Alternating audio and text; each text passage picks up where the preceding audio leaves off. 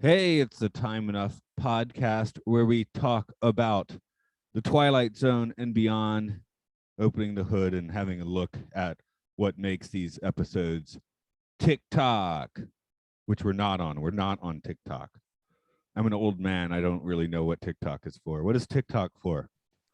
You can just be put on TikTok against your will. Someone could just cap this and put it on TikTok. Oh, maybe I'm on TikTok. Yay. Okay. This is Just Matt. like you could be on YouTube. Yeah. Hi, I'm Mark Malek.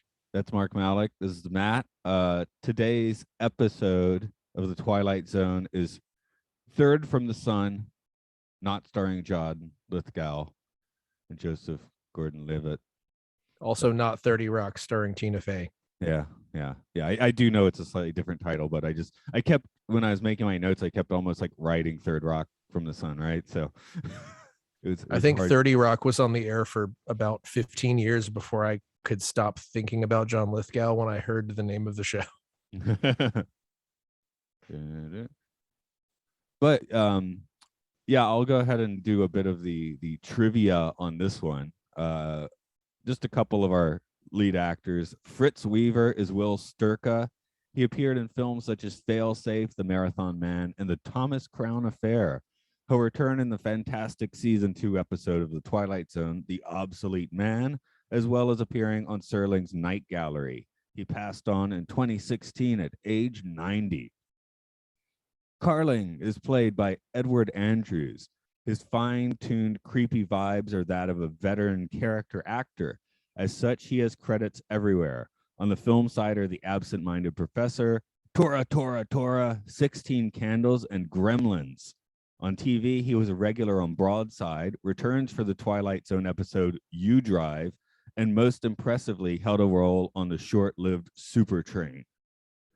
This is one of director Richard Baer's 7 Twilight Zone episodes. Otherwise, he directed the vast majority of 60s sitcom Green Acres.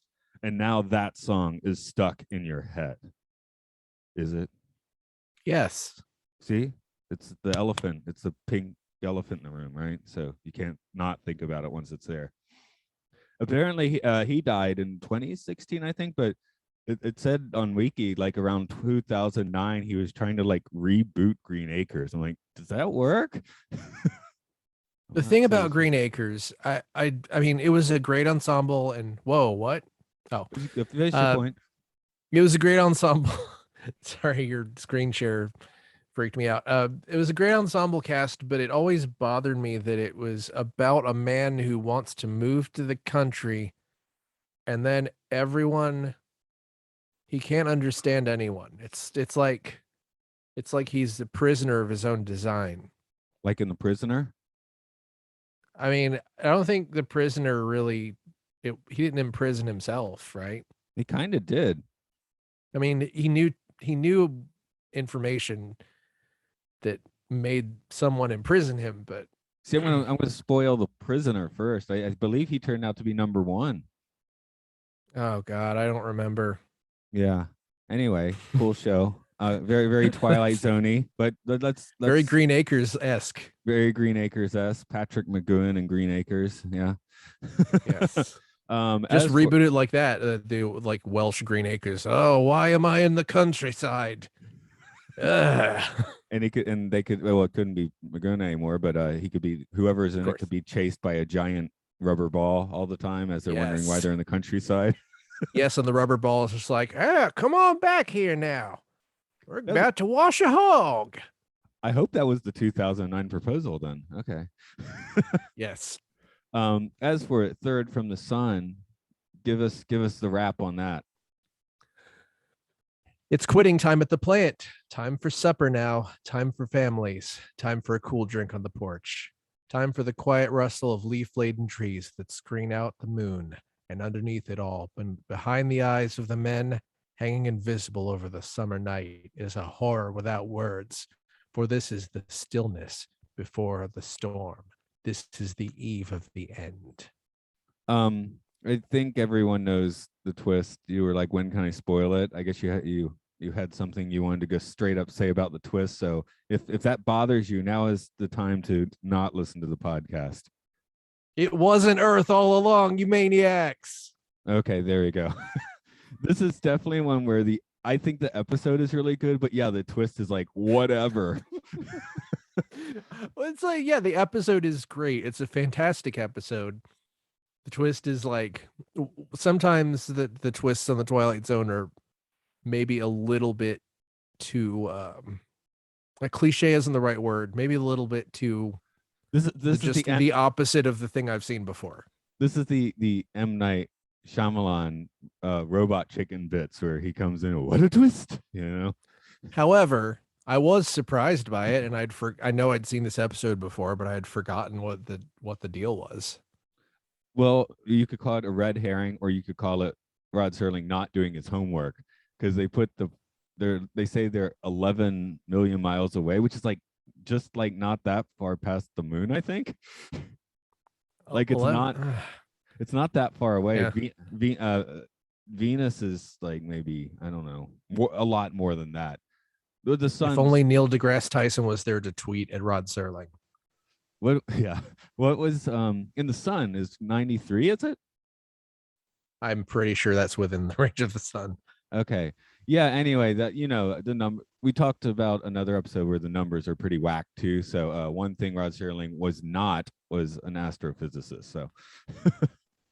I mean, this was pre-moon landing, so for all we knew, we were going to go to the moon and find a bunch of people there. I mean, we didn't know. We did know we weren't going to find people there, but maybe Hollywood thought that we would. Yeah. I think people still really thought there might be life on Mars at this point. I think the general populace probably. Well, I mean, the moon landing footage is fake because the real footage has the Transformers in it. Well, of course, show everyone that.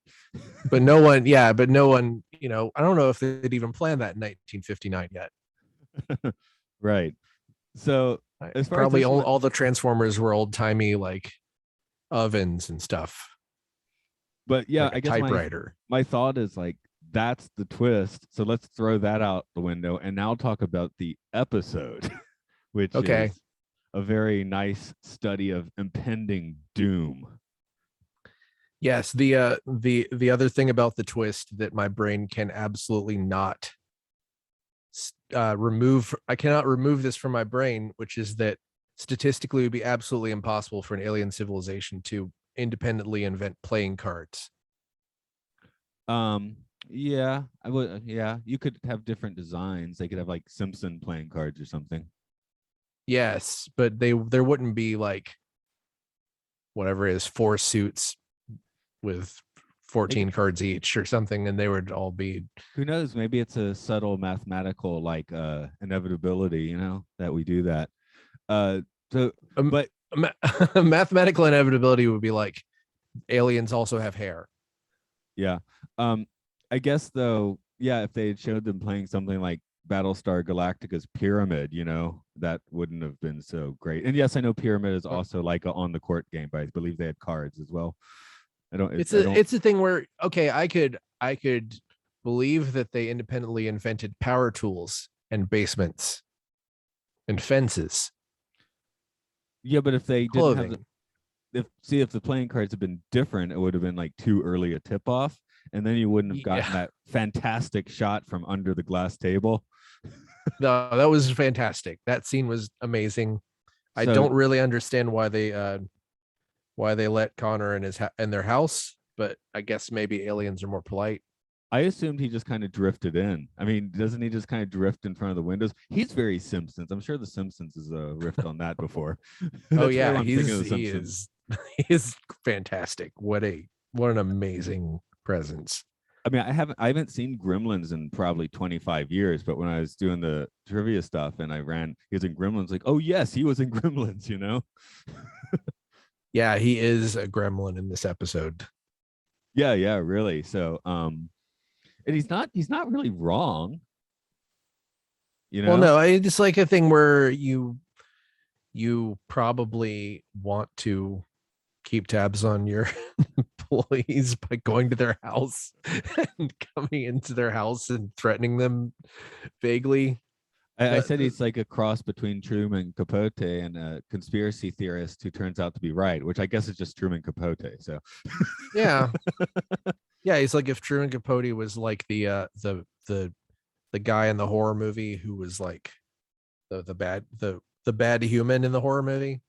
Right, because you know, our protagonists are about to cut and run, and he's like trying to figure it out because hey, maybe he wants to cut and run. Why shouldn't he get to cut and run? I got the impression that he just didn't think that there was going to be that much of a Holocaust. Yeah, I guess that's true. We do see, yeah, we see things blow up in the end, don't we? Okay. Yeah. Well, it's like that would have been weird if they left and then the planet didn't blow up. We're just like, Well, wow, we didn't really have to go after all. Anyway, here's Earth.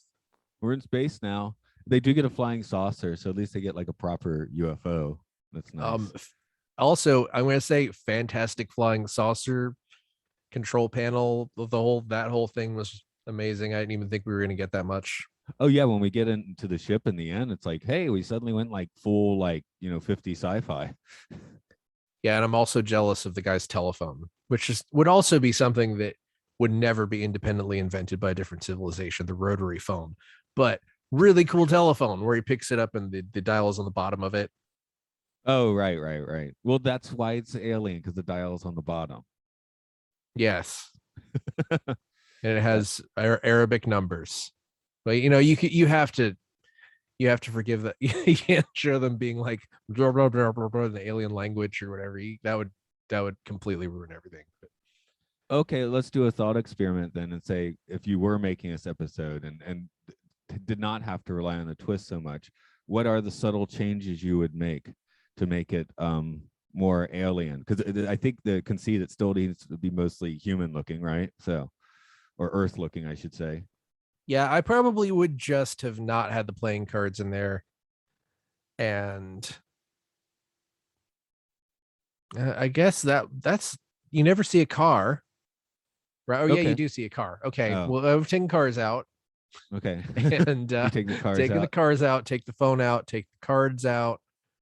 I said cards already, didn't How I? do they No, I move said around cars.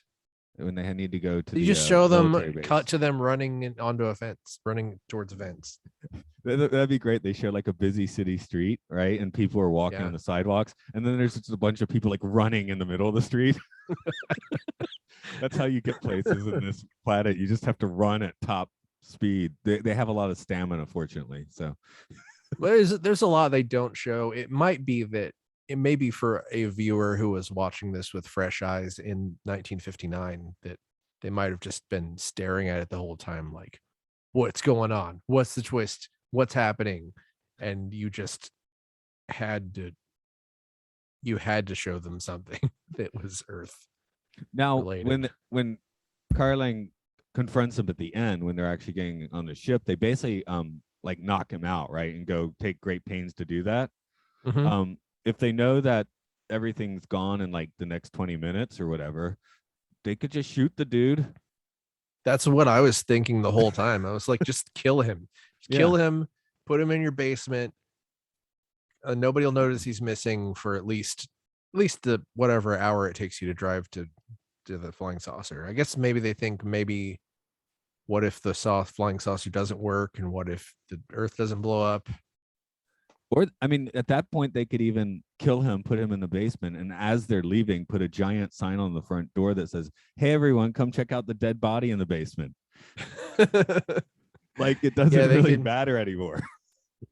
They put him in, kill him, put him in the basement, call the cops, tell them that a body is in a basement that's like 10 miles away.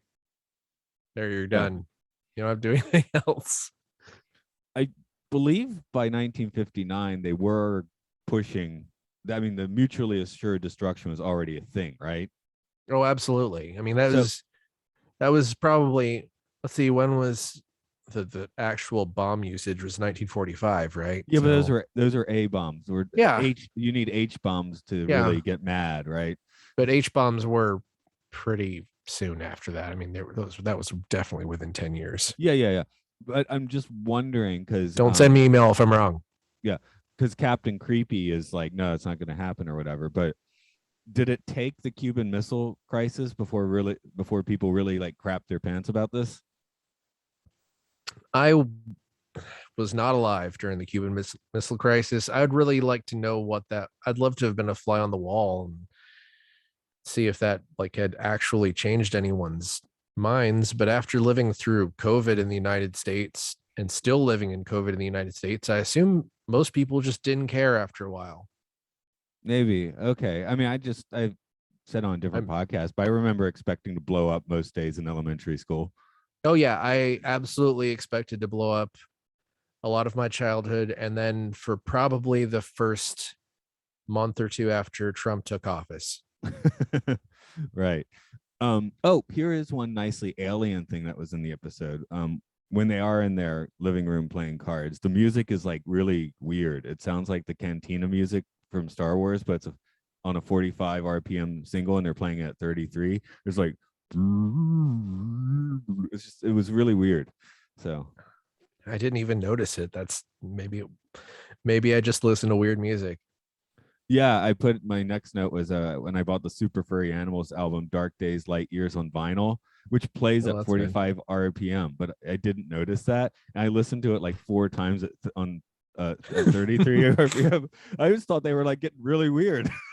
Well, you know that there's a controversy right now where Taylor Swift's re-recorded album is being sold at Target at 45 RPM, and there's a bunch of reviews on Target's website that say, I bought this Taylor Swift album and a man is singing.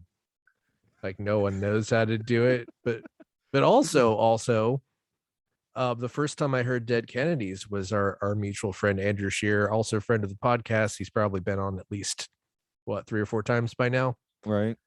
This podcast. He managed to get one of the teachers at our high school to record a Dead Kennedys album, and I heard it on a cassette after he dubbed it for me. I was like, no, this is 45. You played it wrong. I was like, this is a 45. This isn't right, because the first Dead Kennedys record is super. There's no bass in it, and it sounds like it does.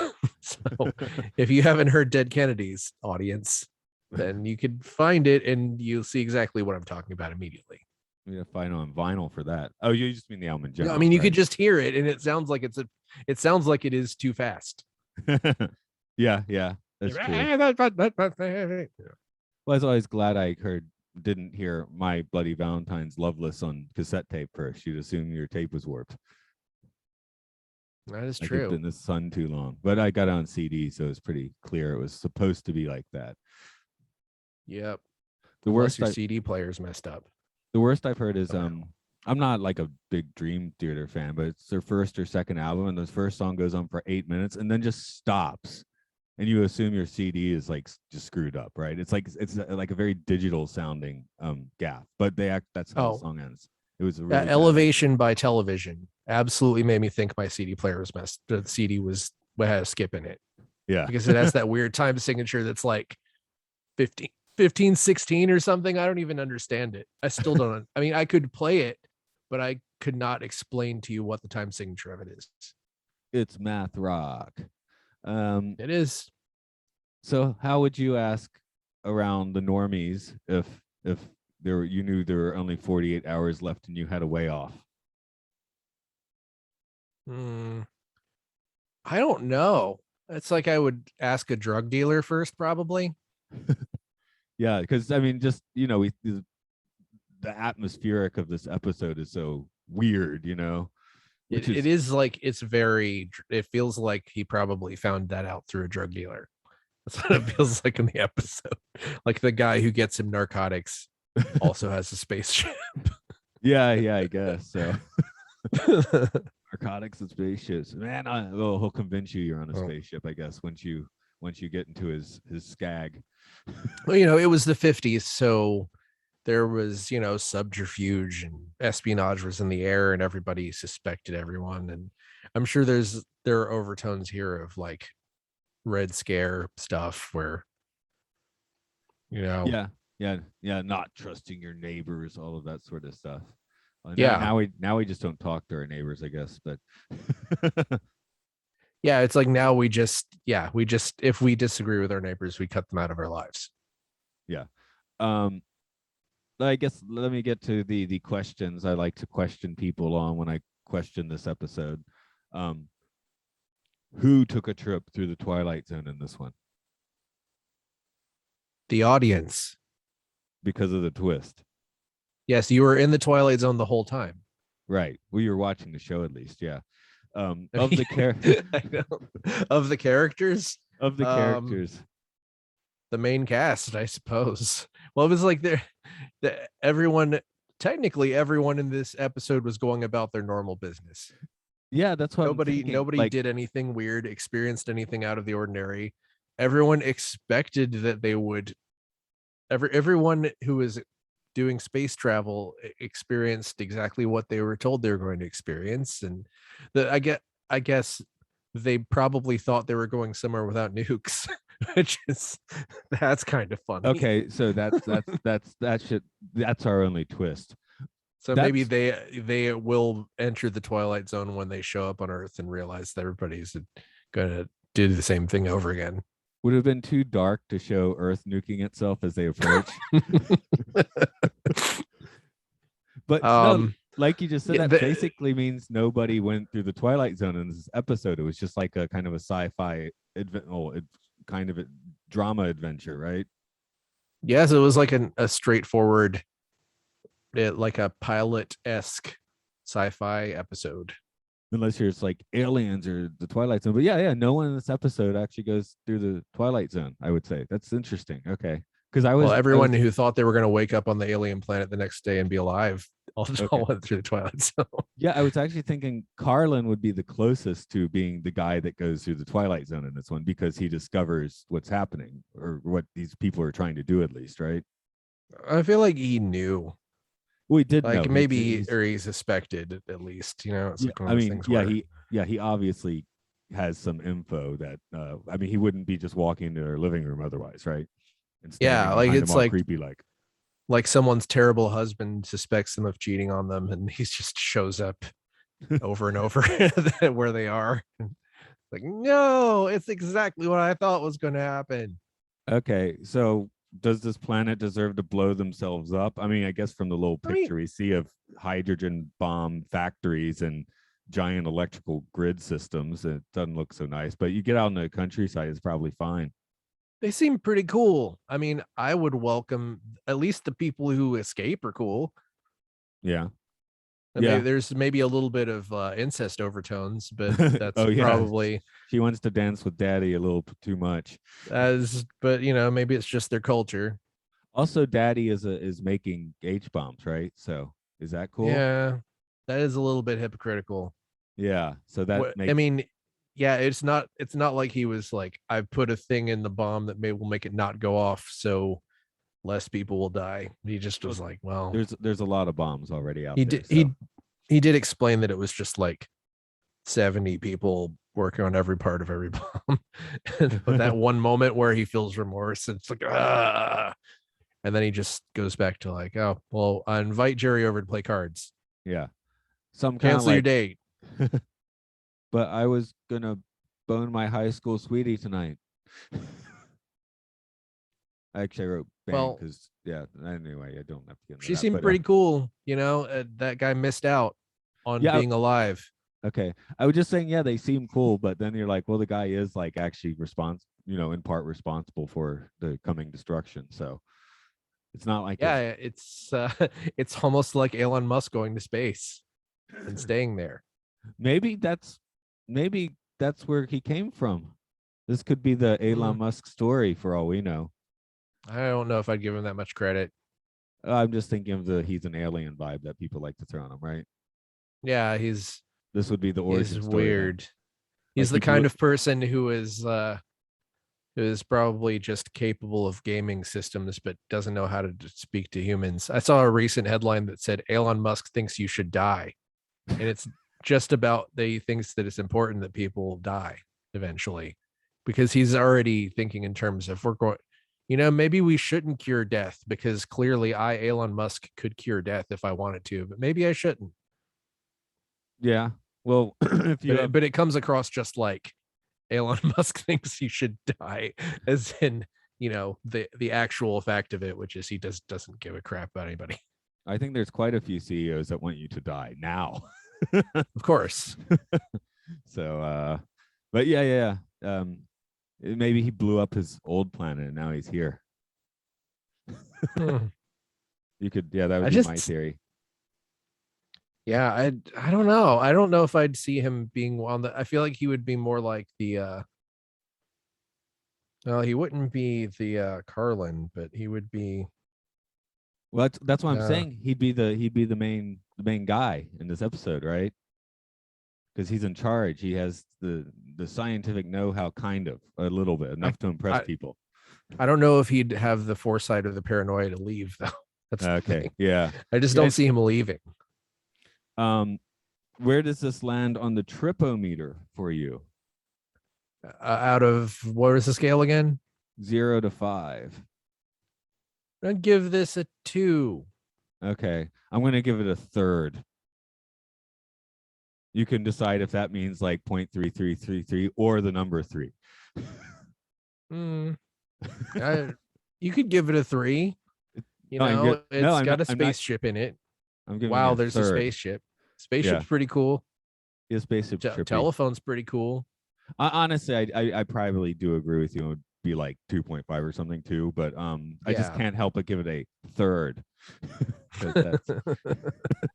You're just agreeing with me and one other hypothetical person. Yeah, it's asking for that ranking, I believe. So I'm giving it that ranking. It's third out of, and what's number 1 and 2? I mean, it's a meter, so placement doesn't make sense. That's the twist of this podcast episode. And 1 was 5 the whole time. Yeah. It's alien world, numbers are backwards. There are 4 lights. They're playing cards. They're playing cards, but actually the 2 was more valuable than the 3. They were playing cards, but Jody was cheating. She was cheating on her date with being alive the next day. Yeah. Oh, that poor guy. I was doing a class game yesterday, right? And you roll the dice, and the kid just kind of like just drops it and gets a 6, like he didn't really roll it. So the other kid on the other team's like, "Oh, he cheated." I'm like, he still can't win. Who cares? Because it was so far in the game, like it was the last mover. I'm like, you guys already won, so let him do that if he wants. Who cares? That's an important life lesson. Yeah, really. Just let them think they've gained something. Yeah, because it was like, it's impossible at this point. So I mean, I guess it could be like, I wanted to win by a wider margin, but when it's a win-lose proposition, it doesn't really matter, does it? It just depends on who you are. Yeah, and the game is half, the way I construct it's basically half skill, half luck. That way, no one ever gets 2. So was it like Mario Party? I don't know. It's like an insane version of tic-tac-toe or something, but the Super Smash Brothers. Come at me, audience. It's half luck, half skill. Yeah. Wait, what was the old school one for that? Marvel versus Capcom. The Marvel versus Capcom was 100% skill. Oh, what was the big past button masher?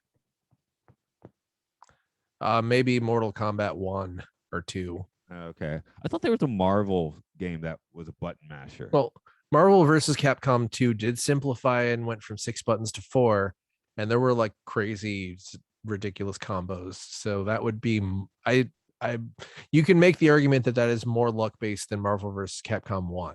Okay, I think that's fair. I just remember you calling it a button masher at the time, so maybe you've changed your opinion.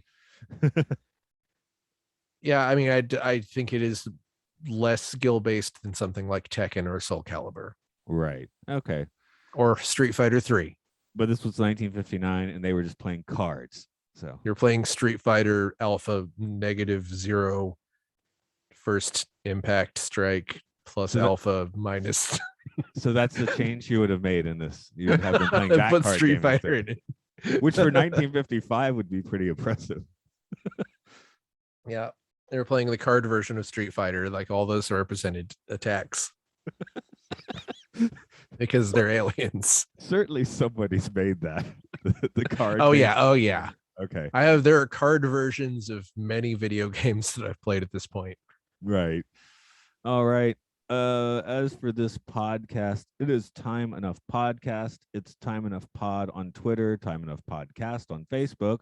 Hopefully it's on all the pod catchers, which it's not at this exact moment, but it only started airing 2 days ago. So let's crack that whip on Apple and hope it's there by now. Okay. We do other podcasts. Mark is on some of these other podcasts where we talk about sci-fi films. There's some about Pokemon and Monster Hunter. It's all on the Patreon umbrella of Podcastius. Throw us a dime, you'll get some episodes early, that sort of thing. I think it's March. I think this is March. Hey, welcome to March. Beware the Ides. You can find me on Stunrunner Music on Twitter. I haven't tweeted anything yet, but it's only December. So you got all that time. So I have 3 months to make my first tweet for an account that's a year old. Right. So if he doesn't do it by then, just send some hate mail his way. Yeah, just tweet at me. Why the hell aren't you tweeting.com? Yes. Put .com on there so everyone knows you know how to use the internet. No, make the message. How do I send a tweet? Google Alexa, how do I tweet.com. Send him that message. If you tweet that at me, I'll send you a free I'll just send you a free piece of kitchenware through the mail. Randomly. Except you have to figure out how to get them your address. I'll just put the Twitter handle on the package. I can't believe that society isn't to the point where I could just put the Twitter handle on a package and put it in the mail. Like, that should work. Should be able to send something. You should know. Should be able to send something directly to Elon Musk just by putting at alien rich man on Twitter, whatever his handle is. I have no idea. Come on, if it's going to work. You even say handle? Do you even say handle? Is that wrong? Address? No, my point is, if this Twitter sending things is going to work, you can't just like guess someone's Twitter name. Well, also that would be an enormous problem if you could just send something to someone's Twitter address. That would be like just murders would just increase by like 20% immediately. I just saw Divine and Pink Flamingos declaring, someone has sent me a bowel movement. Yes. Well, you know, she managed to find another bowel movement by the end of that film anyway. That's true. How much is that dog in the window?